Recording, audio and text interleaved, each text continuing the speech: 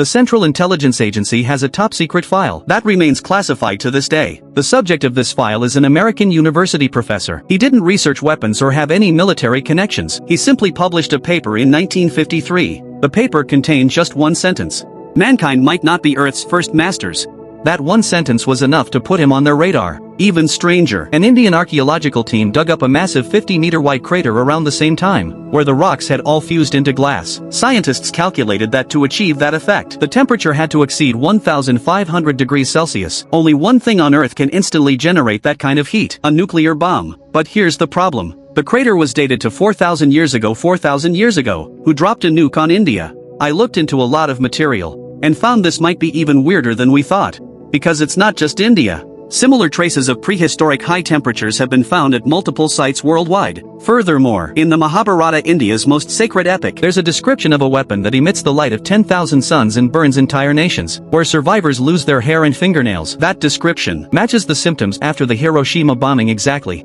So today, we're tackling a question scientists have debated for ages but never dared to conclude. Before humans appeared, could another civilization have already existed on Earth? Let's do the math first. Earth is 4.5 billion years old this year. The earliest hominids appeared 7 million years ago. Modern Homo sapiens have only been around for 300,000 years. In other words, on Earth's long timeline, human civilization occupies just a tiny sliver at the very end. So, during the billions of years before that, was the planet really empty? In 2018, two scientists officially put this question on the table. Astrophysicist Adam Frank and Gavin Schmidt, director of NASA's Goddard Institute for Space Studies, co-published a paper proposing the Silurian Hypothesis. The name comes from the fictional species the Silurians from the British sci-fi show Doctor Who, intelligent reptiles that ruled Earth before humans. But Frank and Schmidt weren't writing science fiction. They posed a serious scientific question. If an industrial civilization really existed millions of years ago, could we still find traces of it today? The answer might unsettle you. Probably not. Not because they didn't exist, but because Earth itself is a giant evidence shredder.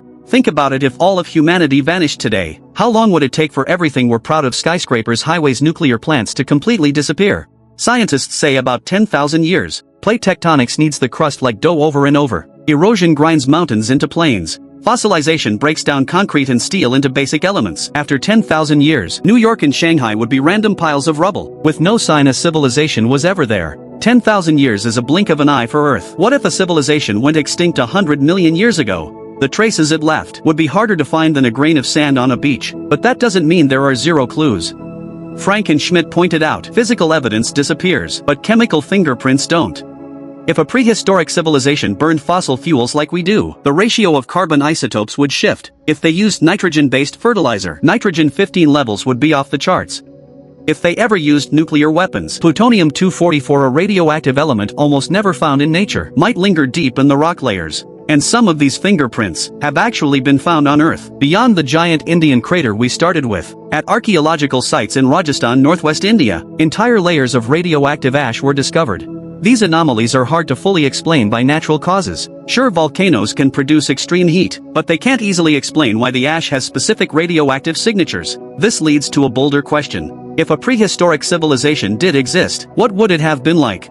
56 million years ago, Earth experienced a dramatic heating event, called the Paleocene thermal maximum. Within just a few millennia, global temperatures spiked 5 to 8 degrees Celsius. Average polar temperatures reached 20 degrees. Vast amounts of carbon were released into the atmosphere, triggering profound environmental changes. Scientists still haven't fully figured out the cause. Frank and Schmidt offered a guess. Could this be the exhaust fumes from some prehistoric industrial civilization? After all, our carbon emissions are producing the exact same effect right now. So who would have lived in this prehistoric civilization? That brings us to a seriously underrated group: dinosaurs. I know what you're thinking: dinosaurs, those giant lizards that just ate and fought. But new research is shattering that image. In 2021, paleontologist Diego Pol found that Maiasaura returned to the same nesting sites every year. That means they had memory and could evaluate their environment. Even more surprising, Maiasaura groups had clear internal roles. Males guarded the nest while juveniles went foraging. That level of social organization is identical to modern birds. But the dinosaur that truly shocked scientists is Trudon. This small carnivorous dinosaur had one of the highest brain-to-body ratios of any dinosaur. It had binocular vision for judging distance precisely, flexible grasping hands that could use tools,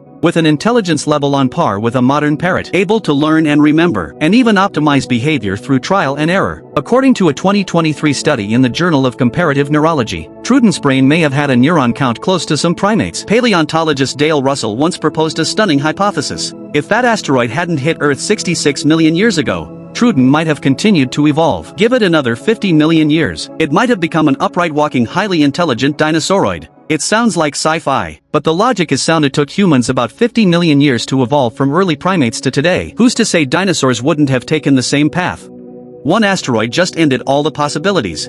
But dinosaurs going extinct doesn't mean Earth has no other candidates. There's a life form that might fit the definition of prehistoric intelligent life. Even better than dinosaurs, it has no brain, no nervous system, yet it can solve complex mathematical problems.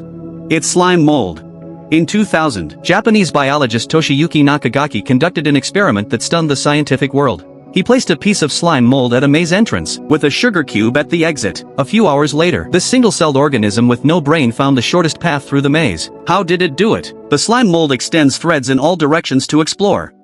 Threads that hit dead ends automatically retract. Threads leading to food thicken, until the whole network self-optimizes into the most efficient structure. This experiment earned Nakagaki 2 Ig Nobel Prizes. But there's nothing funny about it. He later did an even crazier experiment, using oat flakes in a petri dish to simulate the locations of Tokyo and surrounding cities. Then he introduced the slime mold. A few days later, the network formed by the slime mold was nearly identical to the Tokyo rail system. Nakagaki believes the slime mold's design might be more efficient than human engineers because it's free from politics and budgets. A brainless organism completed a task that requires computer algorithms. What does this mean? It means the definition of intelligence might be far broader than we imagine. More importantly, slime mold is just the tip of the fungal kingdom iceberg. The truly massive part is the hidden underground mycelial network. In 10 cubic centimeters of soil, you can find up to 8 kilometers of fungal threads. This network spans the entire planet, transporting nutrients, chemical signals, even information. Scientists found the structure of the mycelial network is strikingly similar to the modern internet, decentralized, distributed, and self-repairing. Beneath our feet, an underground internet might have been operating for hundreds of millions of years. If fungi ever developed some form of intelligence, would its civilization leave traces? The answer is probably not. Because fungi have a special ability, they decompose all organic matter. Around the Chernobyl nuclear plant, scientists discovered fungi that feed on radioactive waste. In the Amazon rainforest, Yale students found fungi that decompose plastic. If a prehistoric fungal civilization existed, it could have cleaned up all evidence of itself. That makes the Silurian hypothesis even harder to disprove, but also more intriguing. Back to the original question before humans. Did another civilization exist on Earth? Scientifically, we can't give a definitive answer. Frank, who proposed the Silurian hypothesis, said himself, "It's a thought experiment, not a scientific conclusion." But the value of this experiment is, it forces us to re-examine a deep-rooted assumption. Humans might not be Earth's only or highest form of intelligent life. 4.5 billion years is long enough for countless civilizations to rise, flourish, and vanish. We might just be the latest chapter, not the only chapter. Perhaps in some unreachable layer deep underground, another forgotten history is truly buried. Its creators might have been dinosaurs or fungi, or something we can't even begin to imagine. The only thing we can be sure of is, Earth's story is far older, more complex, and more mysterious than any textbook says. And what exactly is in that CIA top secret file? Maybe we'll never know. What do you think? Tell me in the comments.